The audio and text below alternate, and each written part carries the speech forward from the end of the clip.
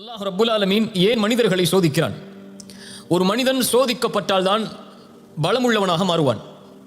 சோதிக்கப்படாத யாரும் பலமுள்ளவர்களாக மாற முடியாது. இந்த உலகத்திலே கிடைக்கக்கூடிய விலையுயர்ந்த உலோகங்களாக எதுவாக இருக்கலாம், அவற்றை உருவாக்குவதற்கு பல சிரமங்கள் தேவை. அது பல வடிவ மாற்றங்களுக்கு உட்படுத்தப்பட வேண்டும். அப்படியா இல்லையா?